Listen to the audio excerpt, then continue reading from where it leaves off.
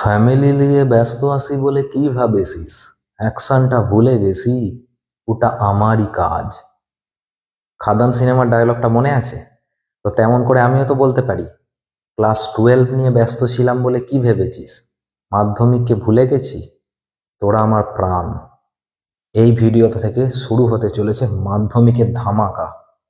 এই ভিডিওটা হচ্ছে বংশগতির ওয়ান শট ক্লাস। এরপর পরপর আসবে পিকচার আভি বাকি হ্যায়। এর সামনেই তোদের হচ্ছে একদম মাধ্যমিকের টেস্ট পরীক্ষা চলে এসেছে, তো তো বিভিন্ন একদম মাধ্যমিকের জন্য ফোকাস করে এবার থেকে ক্লাস আসবে, সাজেশন আসবে, যার জন্য চ্যানেলটাকে লক্ষ্য রাখ। এবং তোদের বহু প্রতীক্ষিত, বহু পাওয়া যে কমেন্ট, যে স্যার ওয়ান শট ক্লাস আনুন, বিশেষ করে বেশ কয়েকটা চ্যাপ্টারে তোরা বলেছিস, আমি চেষ্টা করবো টেস্টের আগে সবকটা চ্যাপ্টারের একটা করে ওয়ান শট ক্লাস দিয়ে দিতে। তারপর টেস্টের পরেও ক্লাস আসবে। এছাড়াও আমাদের তো অনলাইন ক্লাসেস চলছেই, তোরা জানিস। তোরা আজকে আমরা যেটা ওয়ান শট ক্লাস হিসেবে শুরু করব সেটা হচ্ছে বংশগতি। বংশগতি মানে কি আমি একদম সিম্পল করে বোঝাচ্ছি এক ভিডিওটার মধ্যে, যাতে তোদের গোটা কনসেপ্টটা ক্লিয়ার হয়ে যায়।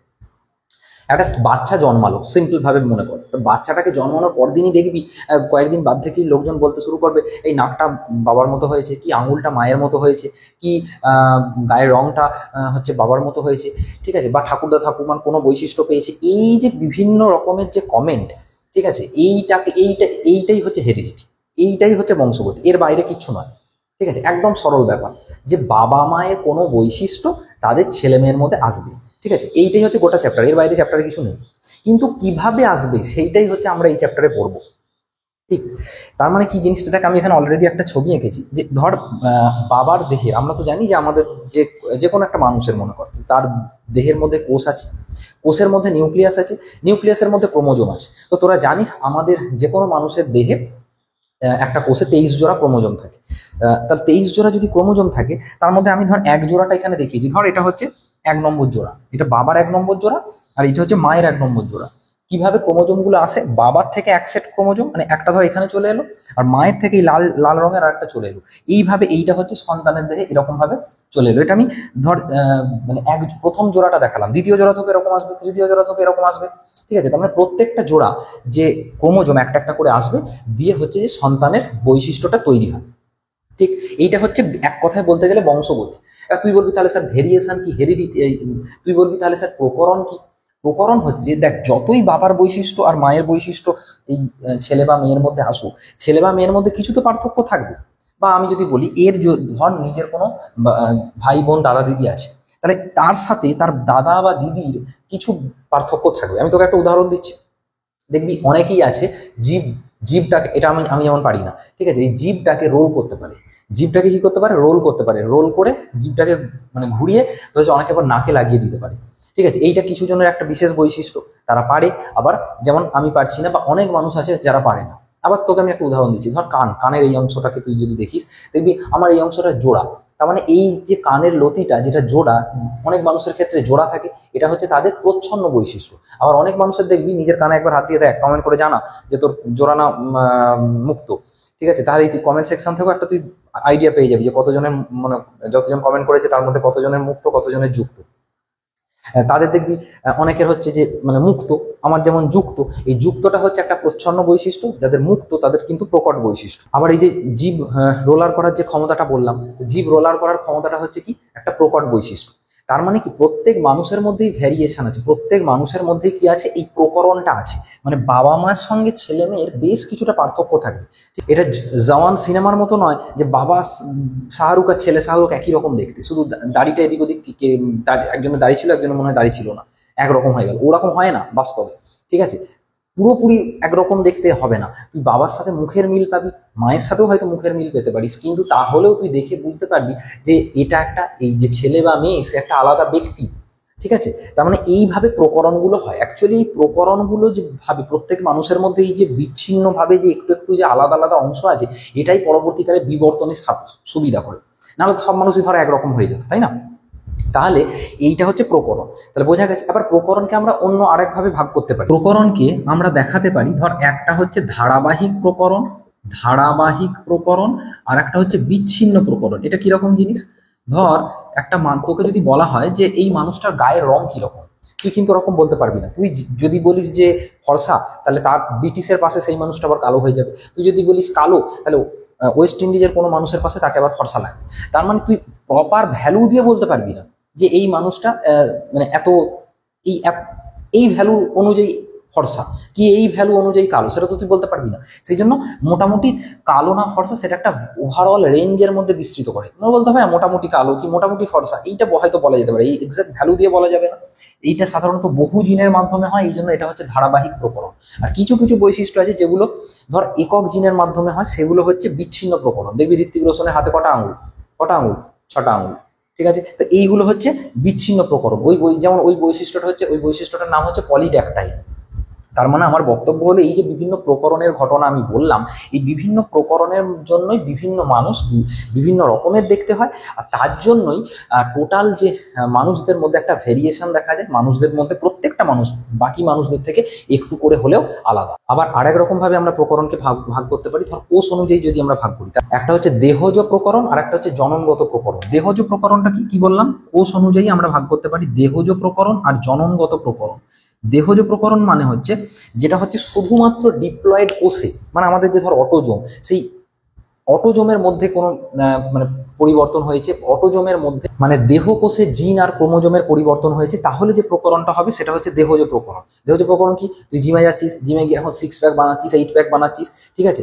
যে মানুষটা যে ধরা যাক ঋত্বিক রোশন, 6 প্যাক বা 8 প্যাক বানিয়েছে, তাহলে ঋত্বিক রোশনের কিছুদিন বাদে ধরা যাক একটা পুত্র সন্তান বা কন্যা সন্তানের জন্ম হলো, সে কি তোর ওই 6 প্যাক বা 8 প্যাক নিয়ে জন্মাবে? নিশ্চয়ই নয়। তাহলে ওইটা হচ্ছে দেহজ প্রকরণ, ওটা শুধুমাত্র ওই পার্টিকুলার মানুষটার ক্ষেত্রেই প্রযোজ্য।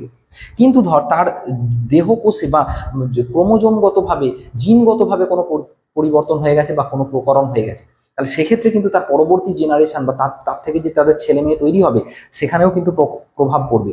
হিরোশিমা নাগাসাকিতে কি হয়েছিল, যে অনেক সময় তোর বছরের মানে কি বলবো, জনুর পর জনু মানে জেনারেশনের পর জেনারেশন বিকলাঙ্গ শিশুর জন্ম হয় না, কারণ মা বাবার দেহে জননগত পরিবর্তন হয়ে গেছিল বা তার জিন বা ক্রোমোজোমে পরিবর্তন হয়ে গেছিল। তাই জন্য তার পরবর্তী জেনারেশনে বিকলাঙ্গ শিশুর বলা হয় মানে আজও জন্ম হচ্ছে। তো তার মানে আমি যেটা বললাম, তাহলে প্রকরণের কনসেপ্টটা আশা করি বুঝতে পেরেছিস। এইবার আমরা প্রপারলি চলে আসবো বংশগতির কনসেপ্ট, মানে হেরিডিটির কনসেপ্ট। হেরিডিটি বলতে গেলে দেখ কয়েকটা শব্দ আমাদেরকে খুব ভালো করে জানতে হবে। এটা যেহেতু ওয়ান শট ক্লাস, আশা করি বেসিকগুলো তোদের জানা আছে, তবু আমি একবার ওভারঅল রিভাইজ করিয়ে দিচ্ছি, পরে ডিটেলস ক্লাসও আমি নেবো। তো দেখ একটা বলছি জিন, একটা বলছি অ্যালিল। তো জিন আর অ্যালিল কি, তোর দেহে কোষ আছে, একদম সিম্পল ভাবে ভাব, ঠিক আছে। একদম মানে বইয়ের জটিল ভাষা, অনেক বই দেখবি অনেক জটিল ভাষায় লেখা আছে, একদম দরকার নেই, একদম সিম্পল ভাষায় ভাববি, ওইটাই মানে বিজ্ঞানসম্মত ভাবে লিখে আসবি, ফুল মার্কস পেয়ে যাবি, ঠিক আছে। একদম মুখস্থ করার চেষ্টা করবি না, কনসেপ্ট বুঝে পড়। কনসেপ্ট বুঝে পড়লে মুখস্থ এমনি হয়ে যাবে। তোর দেহে যে কোনো একটা কোষ, কোষের কথা তুই ভাব, সেলের কথা তুই ভাব, তো সেই সেলের মধ্যে আছে নিউক্লিয়াস, সেই কোষের মধ্যে আছে নিউক্লিয়াস, সেই নিউক্লিয়াসের মধ্যে আছে ক্রোমোজোম, সেই ক্রোমোজোমের মধ্যে কি আছে না, ক্রোমোজোমের মধ্যে আছে ডিএনএ। ক্রোমোজোমের মধ্যে কি আছে, ডিএনএ। প্রত্যেকের দেহে অনেক কোষ থাকে, আমি যে কোনো একটা কোষের কথা ভাবছি, ধর আমাদের যে কোনো একটা কোষ, তাহলে সেই কোষের মধ্যে কি আছে, নিউক্লিয়াস আছে, সেই নিউক্লিয়াসের মধ্যে কি আছে, ক্রোমোজোম আছে, সেই ক্রোমোজোমের মধ্যে কি আছে, ডিএনএ আছে। এই ডিএনএটা হচ্ছে একটা বইয়ের মতো, কি বললাম, ডিএনএ একটা বইয়ের মতো। এবার বইয়ে অনেক পাতা থাকে, সেই প্রত্যেকটা পাতার সাথে তুই জিনকে তুলনা করতে পারিস, প্রত্যেকটা পাতার সাথে জিনকে তুই তুলনা করতে পারিস। তার মানে বোঝা গেছে, তার মানে তুই অবশ্যই বুঝতে পারছিস যে ডিএনএ যে যার কথাটা আমি বলছি, ডিএনএটা হচ্ছে একটা বই। ডিএনএ অনেক বড় অংশ, মানে ডিএনএ যে দৈর্ঘ্য, তার দৈর্ঘ্যের বেশ কিছু অংশে অনেক জিন থাকে, বোঝা গেছে। তাহলে এই হচ্ছে জিন। এইবার প্রত্যেকটা জিনের বিপরীতধর্মী রূপভেদকে আমরা অ্যালিল বলি। কিরকম কনসেপ্টটা, ধর ধর এই একটা ক্রোমোজোম আর এই একটা ক্রোমোজোম হলো। তো একটা হচ্ছে লম্বা হওয়ার জন্য যে জিনটা আছে, তো এই ক্রোমোজোমে ধর সেই বৈশিষ্ট্যটা আছে ক্যাপিটাল টি এই জায়গায়, আর এই ক্রোমোজোমে সেম জায়গাতে বৈশিষ্ট্যটা আছে যে স্মল টি দিয়ে প্রকাশ করছি। তাহলে এই যে বিপরীতধর্মী রূপভেদ, এটা ক্যাপিটাল টি আর এটা স্মল টি, এই রূপভেদগুলোকে অ্যালিল বলা হয়। অর্থাৎ জিনের বিপরীতধর্মী রূপভেদকে আমরা অ্যালিল বলছি। এবার এখানে আর একটা শব্দ আছে যেটাকে বলা হয় লোকাস। লোকাস কোনটা, জিন এই যে ক্রোমোজোমের যে জায়গাতে এরা অবস্থান করছে, ক্রোমোজোমের যে জায়গাতে, মানে সোজা কথা বলতে পারিস জিন বা অ্যালিলের বাড়ির ঠিকানা, সেটা হচ্ছে লোকাস। তাহলে এই হচ্ছে ক্রোমোজোম, ক্রোমোজোমের ঠিক এই জায়গাটা কি আছে, এই অ্যালিলটা আছে, তাহলে অ্যালিল কোথায় অবস্থান করছে, অ্যালিলের বাড়ি কোথায়, অ্যালিলের বাড়ির অবস্থান হচ্ছে এইটা, তাহলে এই অবস্থানের জায়গাটাকে আমরা বলি লোকাস। ঠিক আছে, বোঝা গেছে কি হলো? আচ্ছা, এরপর আরো কয়েকটা শব্দ বলবো, সেটা হচ্ছে প্রকট আর প্রচ্ছন্ন। প্রকট আর প্রচ্ছন্ন এটা কিরকম জিনিস দেখবি দেখবি ধরা যাক তুই তোর এক বন্ধুর সাথে, তোরা 3-4 জন বন্ধু মিলে একটা পিকনিক করছিস। 3-4 জন বন্ধু মিলে যখন তুই পিকনিক করছিস, দেখবি বন্ধুদের মধ্যে অনেক সময় একজন হেড থাকে। ঠিক আছে, সব বন্ধুর কথাই হয়তো 19-20 শোনা হচ্ছে, কিন্তু তার কথাটা প্রধান শোনা হয়, কারণ সে সবকিছু বোঝে ঠিকঠাক ভাবে।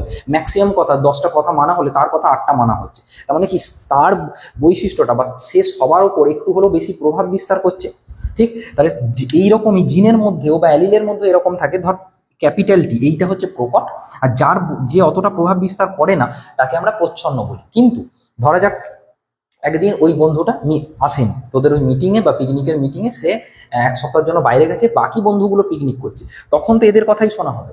তখন যাদের কথা আগে শোনা হতো না অতটা, তখন তাদের কথাই শোনা হবে। তার মানে কি বললাম, যদি ওই বড় বন্ধুটা বা যার কথাটা ম্যাক্সিমাম সময় শোনা হয় সে যদি থাকে, তাহলে তার কথাটাই শেষ কথা। কিন্তু সে যদি কোনো একদিন অনুপস্থিত থাকে, তাহলে বাকিদের কথাগুলো শোনা হবে। তার মানে জিনের ক্ষেত্রেও এইরকম। ধর কোনো একটা জায়গায় যদি আমরা কোনো একটা জায়গায় এরকম আছে, ধর ক্যাপিটালটি একটা জেনোটাইপ, তাহলে এই ক্ষেত্রে অবশ্যই বুঝতে পারছি যে এই ক্যাপিটালটি যদি লম্বা বৈশিষ্ট্যকে প্রকাশ করে, তাহলে এটা এটা অবশ্যই লম্বা হবে এই বৈশিষ্ট্যটার যে ফেনোটাইপে আমি একটু পরেই আসছি। বা ধর ক্যাপিটালটি স্মলটি আছে, এক্ষেত্রেও লম্বা হবে, কারণ এখানে বড়টা আছে, মানে এই যে প্রভাব বিস্তার করে সে আছে। কিন্তু যদি ধর স্মলটি থাকে, তাহলে কিন্তু এখানে তো বড়টা নেই, তাহলে এই এদের কথাই যেরকম একটু আগে গল্পটা বললাম, তাদের কথাই শোনা হবে। তাই এক্ষেত্রে কিন্তু প্রচ্ছন্ন হবে প্রচ্ছন্ন বৈশিষ্ট্য প্রকাশ পাবে, বা এক্ষেত্রে বেঁটে বৈশিষ্ট্যটা প্রকাশ পাবে।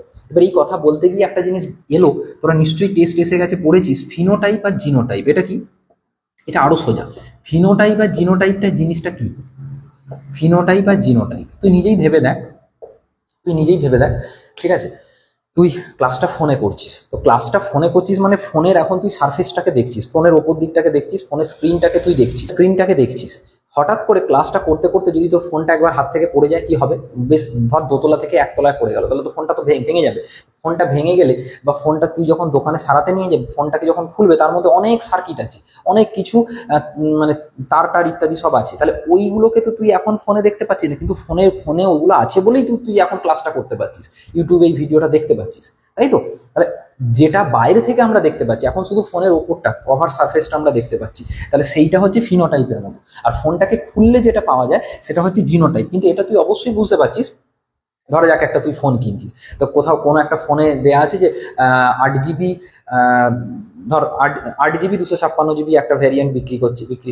কোনো একটা ফোনে বিক্রি হচ্ছে, ওই সেম ফোনেরই বিক্রি হচ্ছে 12 জিবি 256 জিবির ভ্যারিয়েন্ট বিক্রি হচ্ছে। তার মানে অবশ্যই তুই বুঝতে পারছিস 12 জিবি 256 জিবির ভ্যারিয়েন্টের দাম একটু হলেও বেশি। কিন্তু যে ধর এই ব্যাপারগুলো বোঝে না, সে কি ফোনটা দেখে বাইরে থেকে কোনো তফাৎ করতে পারবে না।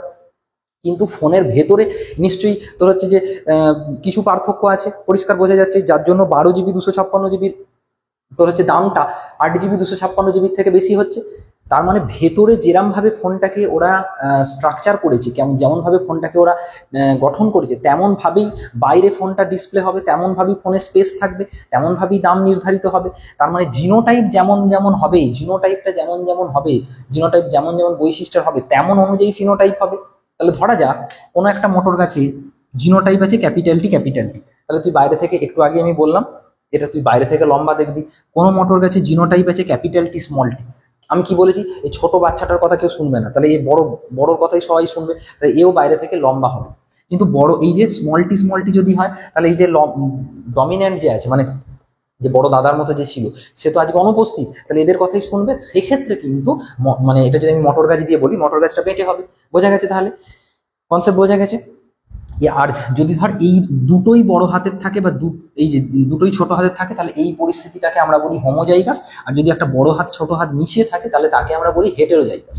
এই কনসেপ্টটা আশা করি বোঝা গেছে। আমি তোকে একটা কথা বলি, যে এতক্ষণ পর্যন্ত আমি শুধু ধর লম্বা বা বেঁটে দিয়ে বললাম, কিন্তু এরকমও তো হতে পারে অনেক বৈশিষ্ট্য অনেক আলাদা আলাদা ক্রোমোজোমে আছে। লম্বা বৈশিষ্ট্যটা বাবার ক্ষেত্রে এরকম আছে, এখানে আছে ক্যাপিটালটি, এখানে আছে স্মলটি। আর আর একটা পাশের ক্রোমোজোমে আর একটা ধর বৈশিষ্ট্য আছে, ধর আমি ক্যাপিটাল এ আর স্মল এ, তাহলে এই ধর দৈর্ঘ্যকে কন্ট্রোল করছে, এ ধর গায়ের রঙকে কন্ট্রোল করছে। এটা বাবার ক্ষেত্রে দেখাচ্ছে। এবার ধর মায়ের ক্ষেত্রে কিরকম হলো, মায়ের ক্ষেত্রে সেম এরকম একটা ঘটনা ঘটলো। মায়ের ক্ষেত্রে এখানে আছে ধর স্মল টি, এখানে আছে স্মল টি, ঠিক আছে। আর এই এ এর ব্যাপারটা এখানেও ধর আছে স্মল এ, এখানেও ধর আছে স্মল এ। তাহলে এখান থেকে আমি মাত্র 2 জোড়া ক্রোমোজোম দিয়ে এখানে দেখাচ্ছি, কিন্তু এর থেকে অনেক বেশি ক্রোমোজোম থাকবে। তো এখান থেকে যখন ছেলে বা মেয়েটা তৈরি হবে তার ক্ষেত্রে বৈশিষ্ট্যটা তাহলে কিরকম হয়ে যাবে? তাহলে এই বাবার থেকে যখন গ্যামেট তৈরি হবে, তোরা জানিস যে গ্যামেট হ্যাপ্লয়েড হয়, তাহলে ধর একটা আসবে ক্যাপিটাল টি, একটা আসবে ক্যাপিটাল টি দিয়ে গ্যামেট, আর একটা আসবে ধর এই ক্যাপিটাল এ দিয়েও একটা গ্যামেট আসতে পারে, বা এরকম হতে পারে ধর এইখান থেকে বাবার থেকে এইখানে এলো স্মল টিটা, এখান থেকে এলো স্মল এটা, এরকমও হতে পারে। কত রকমের সম্ভাবনা হতে পারে। এই বাবার থেকে এখানে এলো ক্যাপিটাল টিটা, আর এখানে এলো স্মল এটা, এরকম একটা সম্ভাবনা হতে পারে। বা এরকম হতে পারে ধর বাবার থেকে এলো স্মল টিটা, আর মায়ের থেকে এলো ক্যাপিটাল এটা, এরকম 4টে সম্ভাবনা হতে পারে। এই অনুযায়ী শুক্রাণুগুলো তৈরি হতে পারে, এই রকম অনুযায়ী শুক্রাণু তৈরি হতে পারে। কোন শুক্রাণুটা আসবে, কোন শুক্রাণুটা গিয়ে বাচ্চাটা তৈরি হবে, সেটা তো বলা যাবে না। এটা একটা র্যান্ডম প্রসেস, এটা একটা মানে যে কোনো এই 4টের মধ্যে যে কোনো টাইপেরটা হতে পারে। মায়ের ক্ষেত্রেও সেম এইরকম ভাবে হবে। দিয়ে দিয়ে ধর মায়ের ক্ষেত্রে আমি যে কোনো একটা গ্যামেট দেখাচ্ছি, ধর মায়ের ক্ষেত্রে একটা গ্যামেট দেখাচ্ছি। এটা অ্যাকচুয়ালি যেহেতু এখানে এদিকেও দুটো স্মল টি, এদিকেও দুটো স্মল এ, মায়ের ক্ষেত্রে কিন্তু এক প্রকারই গ্যামেট হবে। ধর এখান থেকে হবে স্মল টি, এখান থেকে হবে স্মল এ, ঠিক আছে। তাহলে এবার ধরা যাক এইটার সাথে, ধরা যাক এবার এইটার সাথে এইটার মিলন হলো, দিয়ে বাচ্চাটা তৈরি হয়েছে। তাহলে কিরকম হবে তুই নিজেই ভেবে দেখ, বাচ্চাটা কিরকম হবে? Capital T small T, capital A small A, এরকম হবে কি হবে না? ঠিক, যদি ধর এইটার সাথে এই রকম হতো তাহলে কিরকম হতো? তাহলে হতো ক্যাপিটাল টি স্মল এ স্মল এ। তো যেমন যেমন রিঅ্যারেঞ্জমেন্ট হবে, যেমন ভাবে এরা সজ্জিত হবে, তেমন ভাবে বাচ্চা তৈরি হবে। তো সেই জন্যই দেখবি অনেক বাচ্চা, ধর একই বাবা মায়ের 2টো বা 3টে বাচ্চা, দাদা ধর ভাই বোন, বা দাদা দিদি, বা দাদা ভাই, সবার মধ্যেই হয়তো অনেকটা মুখের মুখের মধ্যে মিল আছে, আবার অনেকটা মিল নেই। কেউ তুলনামূলক লম্বা, কেউ তুলনামূলক বেঁটে। ধর দাদার ক্ষেত্রে স্মল টিটা চলে এসেছে বাবার থেকে, আর ভাইয়ের ক্ষেত্রে ক্যাপিটাল টিটা চলে এসেছে বাবার থেকে। তাহলে ভাইটা তুলনামূলক একটু বেশি লম্বা হবে, দাদাটা তুলনামূলক একটু কম লম্বা হবে। এই রকম ভাবে জিনিসটা হয়। বোঝা গেছে আশা করি। এইবার চলে আসবো মেন্ডেলের কথায়, যার কথা এতক্ষণ আমি বলিনি। তো মেন্ডেল ছিলেন খুব গরিব ঘরের সন্তান, ঠিক আছে। তো মেন্ডেলের তোর যে মেন্ডেলের বাবা হচ্ছে তোর হচ্ছে একজন ফার্মার ছিলেন।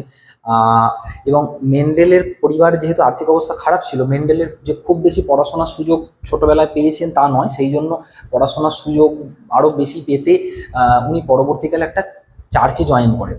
এবার চার্চে যখন জয়েন করেছিলেন, আমি পরে সময় পেলে অন্য কোনো বড় ক্লাসে এগুলোকে ডিটেলসে গল্পগুলো বলবো। তো আপাতত যেহেতু টেস্ট আছে, আমি একদম মেন জায়গাটায় ফোকাস করছি।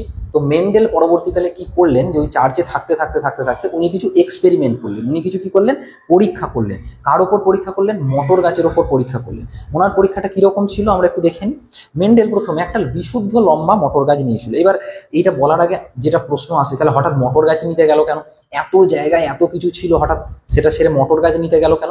অ্যাকচুয়ালি মেন্ডেল ইঁদুরের ওপর একটা পরীক্ষা করতে শুরু করেছিলেন, ঠিক আছে। মেন্ডেল ইঁদুরের ওপর একটা পরীক্ষা করতে শুরু করেছিলেন, কিন্তু শোনা যায় যে ইঁদুরের ওপর পরীক্ষা করতে যে চার্চের যারা মানে ওনার থেকে উচ্চপদস্থ যারা পাদ্রী বা যারা ছিলেন, তারা ইঁদুরের ওপর পরীক্ষাটা ওনাকে অতটা করতে উৎসাহিত করেননি। তো সেই জন্য উনি পরবর্তীকালে মটর গাছ নিয়ে পরীক্ষা করেছিলেন। তো মটর গাছের করার আরেকটা প্রধান কারণ আছে। প্রথম কথা হচ্ছে যে তুই এমন একজনকে নিয়ে দেখ, এখানে তো ওনাকে জনন করাতে হবে। তাহলে জনন করাতে গেলে ধর এমন একটা প্রাণী বা এমন একটা উদ্ভিদকে নিয়ে জনন করছে যে 70 বছর করে বাঁচে, তাহলে সে যদি বা তার জননকালটা অনেক বেশি, তাহলে সেক্ষেত্রে জননকাল যতক্ষণ না আসছে তার থেকে তো নেক্সট জনুটা তৈরি হবে না, তাহলে তো এক্সপেরিমেন্টটা অনেক বেশি টাইম লাগবে।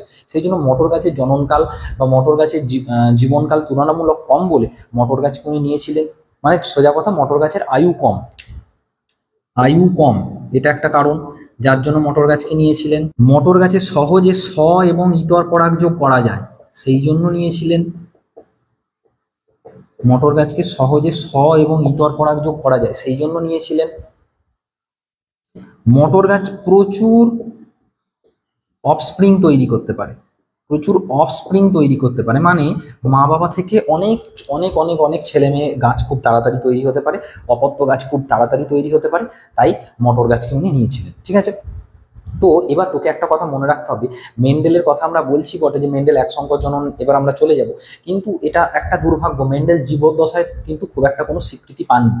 ঠিক আছে, মেন্ডেল যখন মারা যান তার বেশ কিছু বছর বাদে হুগো দাভিস, কোরেন্স আর সোরম্যাক বলে তিনজন বিজ্ঞানী মেন্ডেল তত্ত্বের পুনরুদ্ধার করেছিলেন।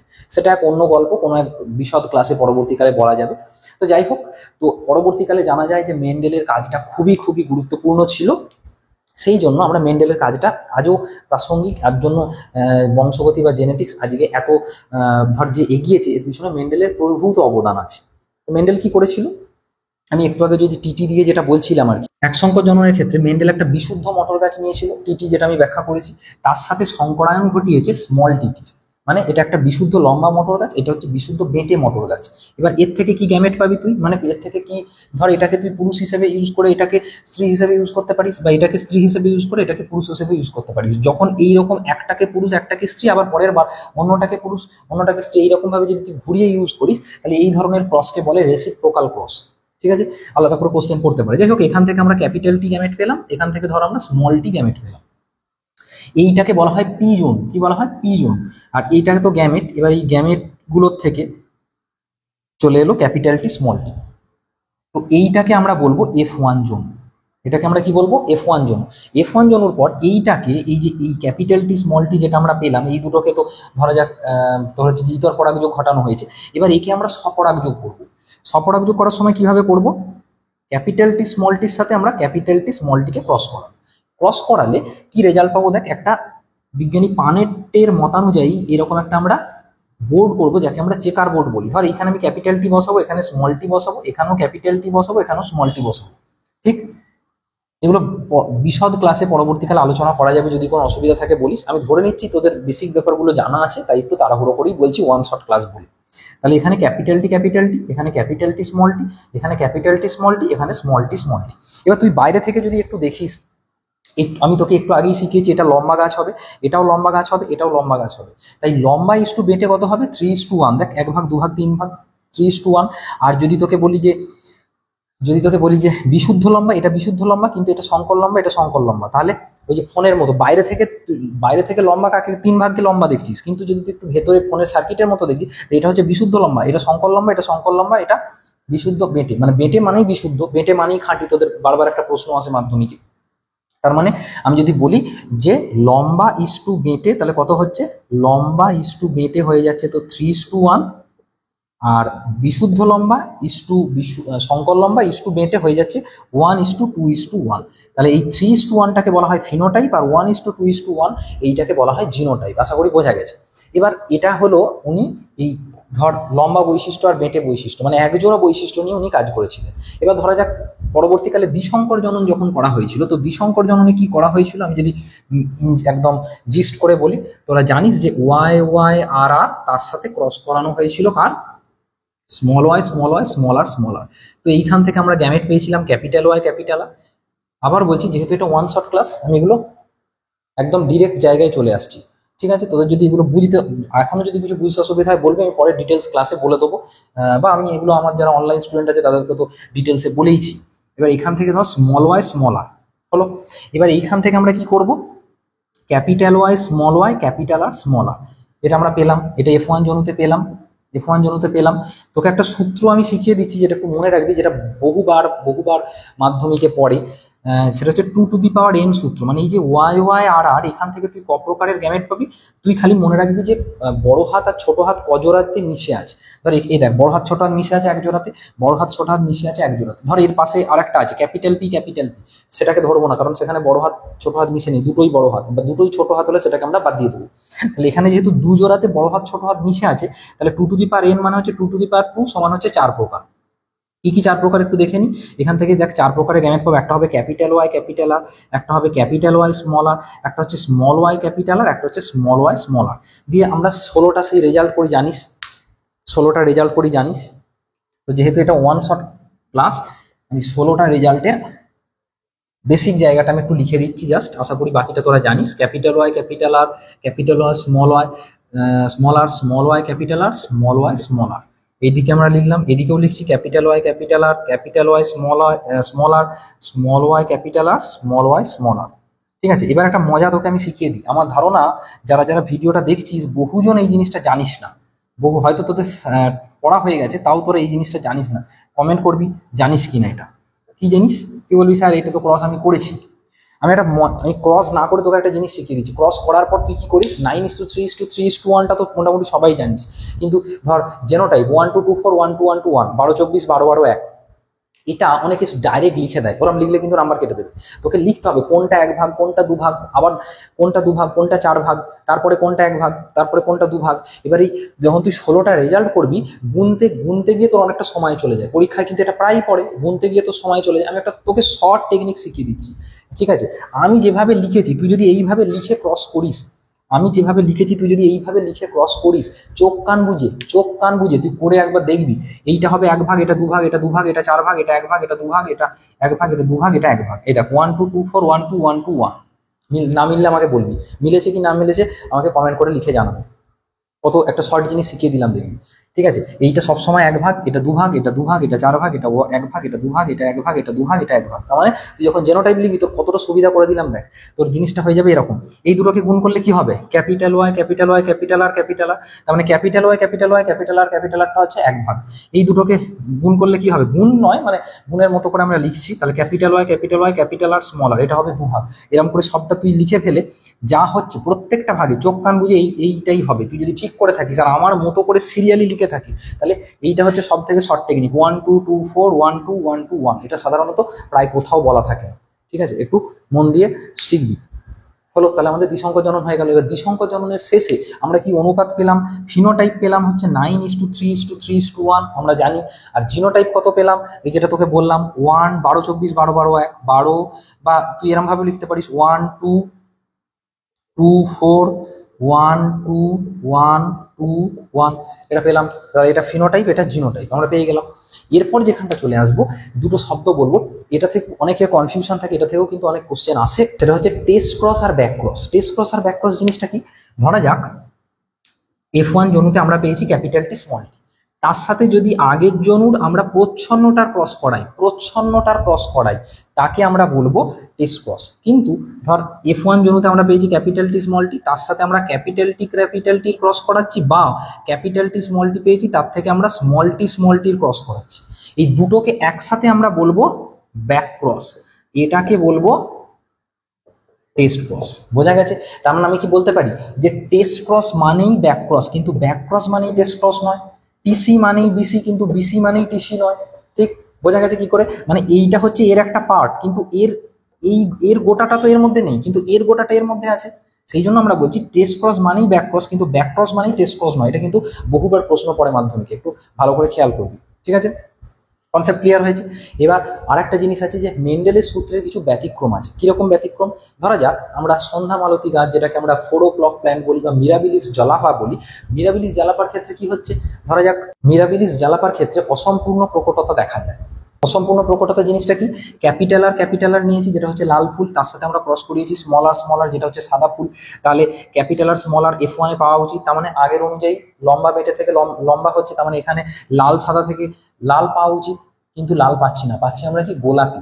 এটাই একটা আলাদা জিনিস। কি বললাম? এটা গোলাপি পাচ্ছি। এবার শুধু তাই নয়, তুই যদি গোলাপি এই আর তুই হচ্ছে আর সিনেমা নয় কিন্তু, ঠিক আছে? ক্যাপিটাল আর স্মল এর সাথে ক্যাপিটাল আর স্মল আরকে যদি আবার তুই ক্রস করাস, তাহলে তুই যেটা দেখতে পাবি F1 জনু, মানে এই পরে F2 জনুতে তুই যে রেজাল্টটা পাবি গোলাপি আর সাদা, লাল ইস্টু গোলাপি ইস্টু সাদা, এটা তুই পেয়ে যাবি 1:2:1 এই ফর্মে।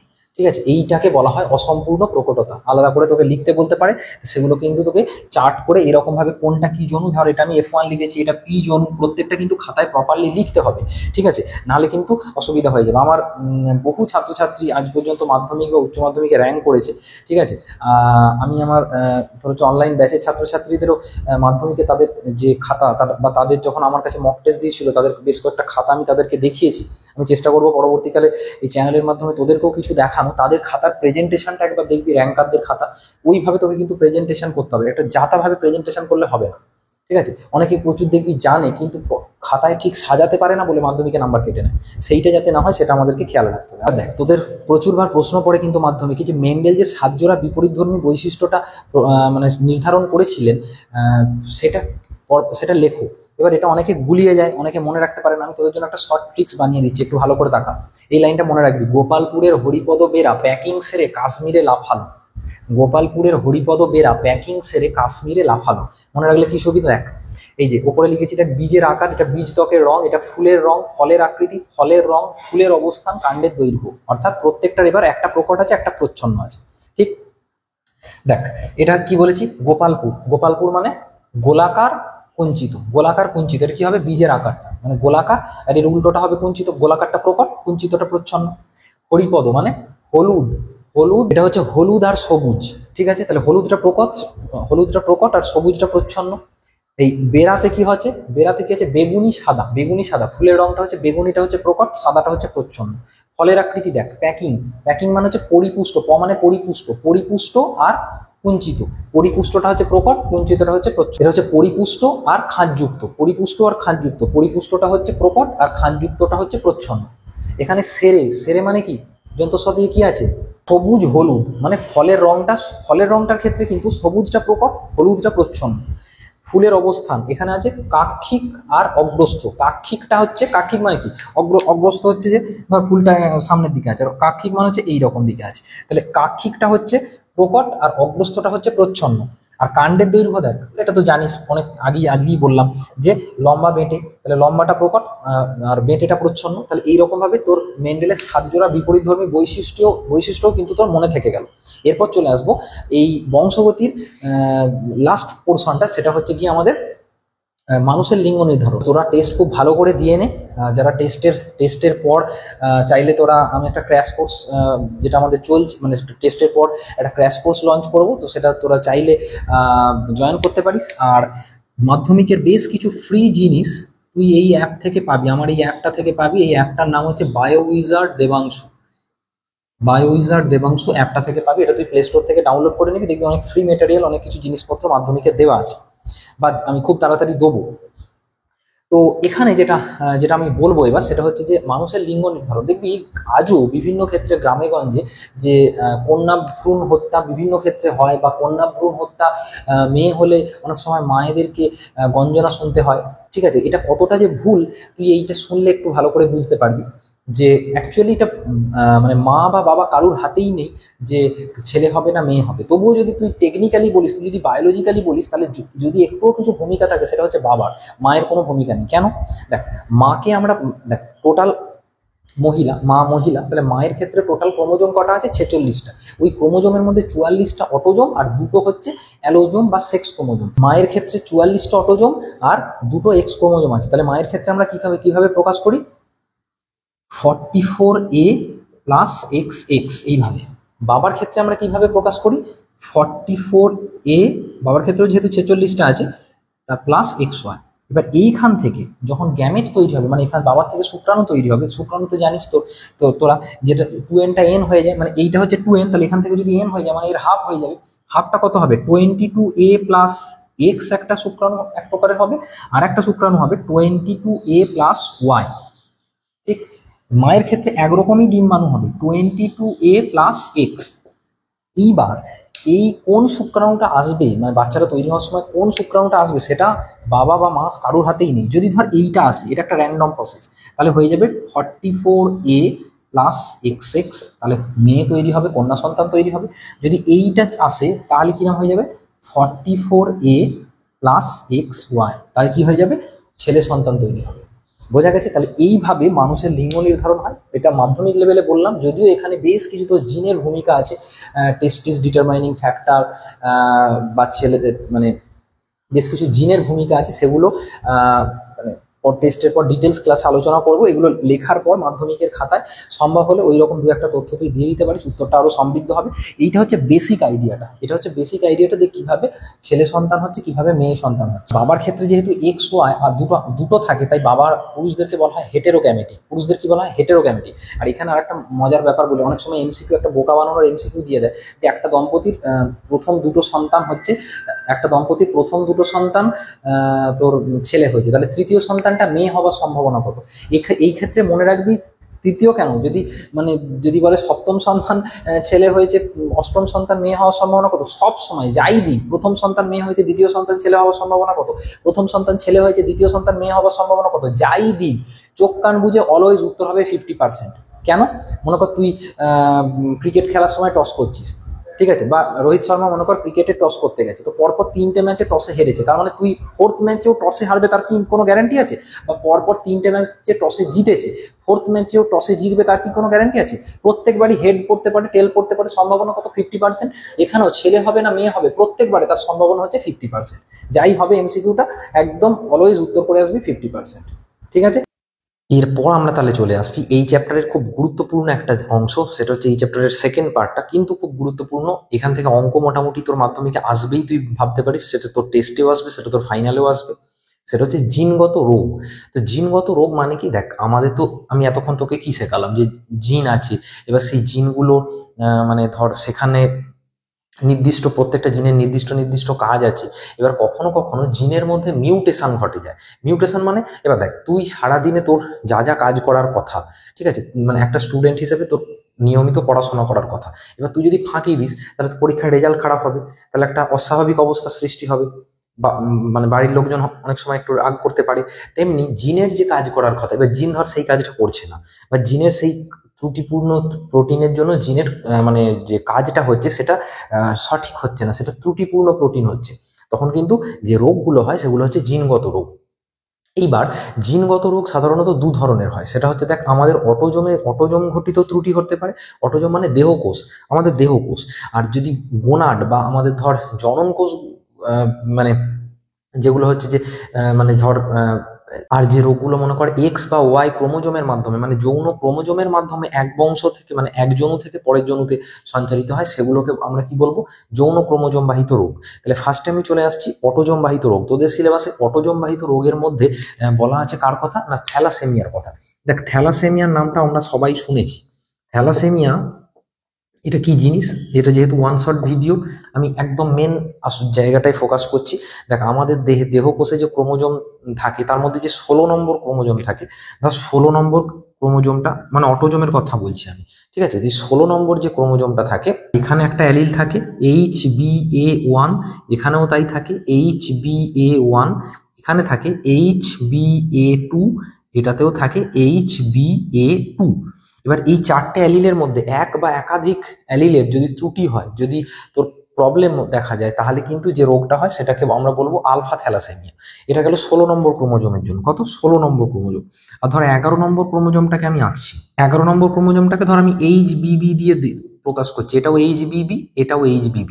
তো 11 নম্বর ক্রোমোজোমের এক বা একাধিক অ্যালিলের যদি ত্রুটি হয়, তাহলে যে থ্যালাসেমিয়াটা হবে, এটা 11 নম্বর ক্রোমোজোম, তাকে আমরা বলবো বিটা থ্যালাসেমিয়া। তো একটু আগেই আমি তোদেরকে শেখালাম, বলার অপেক্ষা রাখে না, যে এই যে ধর এই ক্রোমোজোমটা, এটা ধর এসেছে বাবার থেকে, তাহলে এইটা এসেছে মায়ের থেকে, মানে এরা যদি তোর আমি শিশুর যার থ্যালাসেমিয়া, সে বাহক বা যে শিশুর দেহে থ্যালাসেমিয়ার লক্ষণটা প্রকাশ পাচ্ছে, তার ক্রোমোজোমের সেটটা যদি এরকম হয়, তাহলে এইটা এসেছে বাবার থেকে, এটা এসেছে মায়ের থেকে, বা এটা এসেছে বাবার থেকে, এটা এসেছে মায়ের থেকে। এখানেও তাই, এটা এসেছে বাবার থেকে, এটা এসেছে মায়ের থেকে। থ্যালাসেমিয়া রোগটায় মেনলি কি হয় না, থ্যালাসেমিয়া রোগটায় বারবার বারবার মানে তাদের রক্তাল্পতা দেখা যায়, এবং বাইরে বাইরে থেকে বারবার রক্ত দিতে হয়, সেই জন্য তোর হচ্ছে যে দেহে লোহার পরিমাণ বেড়ে যায়। দেহের বিভিন্ন স্থানে তোর হচ্ছে লোহা, হিমোসিডারিন বলে একটা ফর্ম আছে, হিমোসিডারিন বলে একটা রূপ আছে, সেই রূপে সঞ্চয় হতে থাকে। ঠিক আছে, আর কি হতে থাকে, তোর হচ্ছে প্লীহা বেড়ে যায়, হৃৎপিণ্ডের অসুখ হয়, অ্যানিমিয়া হয়, এবং অবশ্যই বুঝতে পারছিস রোগীর যে জীবন মানে বেশি দিন বাঁচে না, তো এই সমস্যাগুলো থাকে। এইটা হচ্ছে থ্যালাসেমিয়ার কথা। এবার আমার যেটা বলার আছে এই ওয়ান শট ভিডিওতে, সেটা হচ্ছে থ্যালাসেমিয়া থেকে যদি অঙ্ক দেয় বারবার, এটা ছাত্রছাত্রীরা ভুল করে, কখনোই সেটা XY ধরে করবি না, এটা হচ্ছে ধর এ ধরে করবি, ধর ক্যাপিটাল এ স্মল এর সাথে ক্যাপিটাল এ স্মল এ, মানে ধর এক্ষেত্রে মানে বাবা যদি বাহক হয়, মাও যদি বাহক হয়, তাহলে এরকম ভাবে বলবো। ধর বললো বাবা স্বাভাবিক, সম্পূর্ণ স্বাভাবিক, মা বাহক, তাহলে আমরা এরম ভাবে বলবো।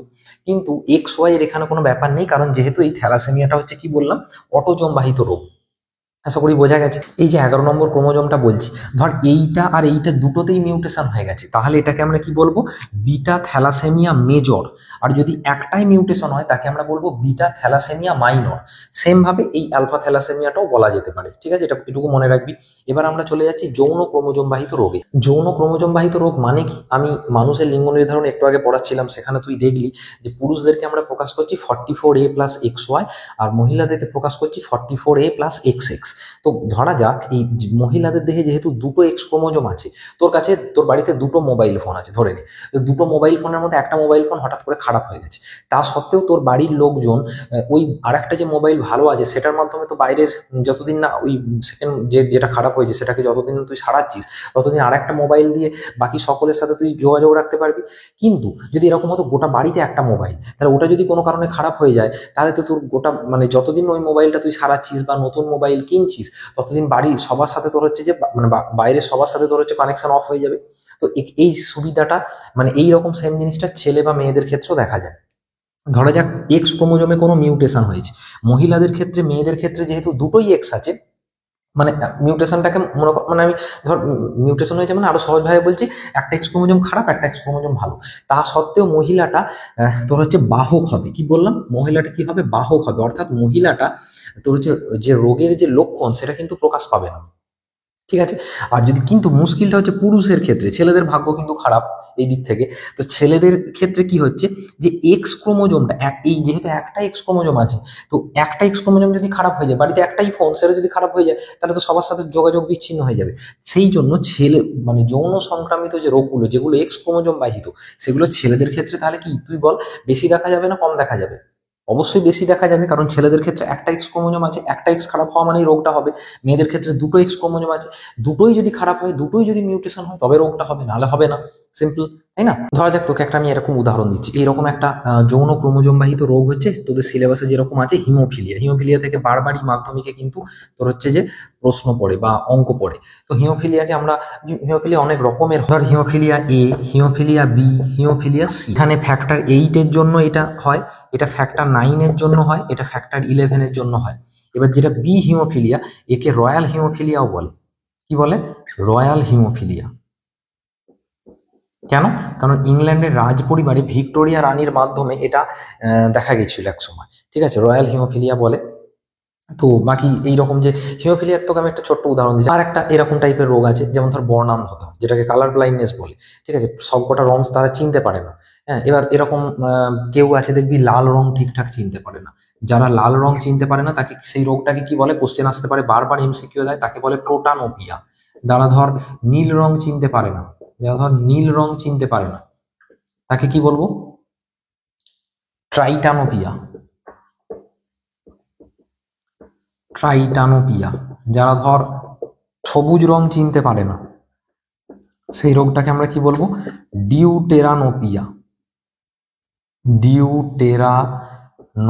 এই নামগুলো একটু মনে রাখতে হবে, এগুলো বারবার কিন্তু এমসিকিউ এ পড়ে, ঠিক আছে? টেস্ট পেপার কিন্তু আমি এই চ্যানেলে প্রত্যেকটা টেস্ট পেপার সলভ করাবো, যখন বেরোবে টেস্টের পর লক্ষ্য রাখবি, সাবস্ক্রাইব করে রাখ। এগুলো সব আমি করাবো। তো এইবার তোকে আমি একটা অঙ্ক করে দেখাচ্ছি। এছাড়াও আমি বংশগতির অঙ্ক নিয়ে আমার আগে আলাদা আমি ভিডিও বানিয়েছিলাম, সেই ভিডিওর লিঙ্কটাও আমি এই ভিডিও ডিসক্রিপশনে দিয়ে দেবো। সেই অঙ্কের স্পেশাল ভিডিওটাও তুই চাইলে আরেকবার দেখতে পারিস। এখানেও আমি একটা অঙ্ক করে দেখাচ্ছি।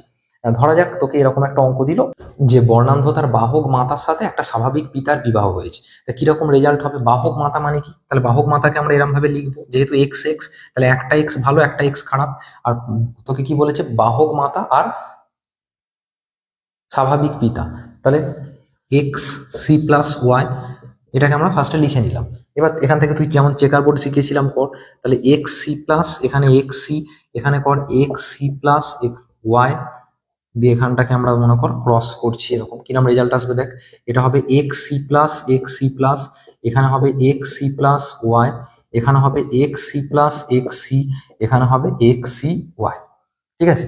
তো তার মানে কি রেজাল্ট আসছে দেখ, এইটা হচ্ছে, এটা তো মেয়ে, এটাও মেয়ে, এটা ছেলে, এটা ছেলে। এবার ছেলেদের মধ্যে কি হচ্ছে এই ভালো করে খেয়াল করবি, তোকে কি উত্তর প্রশ্নতে জানতে চেয়েছে, সন্তানদের মধ্যে কত বর্ণান্ধ হবে নাকি ছেলেদের মধ্যে কত বর্ণান্ধ হবে? যদি বলে ছেলেদের মধ্যে কত বর্ণান্ধ হবে, তাহলে তখন আর এইটাকে আমি ধরবো না, তখন এই দুটো মিলে 100%। তাহলে দেখ এরা হচ্ছে সুস্থ, এরা হচ্ছে বর্ণান্ধ, তাহলে ছেলেদের টোটাল 100%-এর মধ্যে 50% বর্ণান্ধ হচ্ছে, ঠিক আছে। আর যদি সব কটাকে নিস তাহলে মানে সন্তান বললে তাহলে এক এক দুই তিন চার চারটে ঘর মিলে 100%, ঠিক আছে। তো সেক্ষেত্রে দেখ, এই মেয়েদেরটাকে আমি যদি দেখি, এই মেয়েটা স্বাভাবিক, সম্পূর্ণ স্বাভাবিক হবে, এই মেয়েটাও স্বাভাবিক কিন্তু বাহক হবে, মানে রোগ লক্ষণ কিন্তু প্রকাশ হবে না, মানে কোনো মেয়েই কিন্তু, এই দম্পতির কোনো মেয়েই কিন্তু আক্রান্ত হবে না।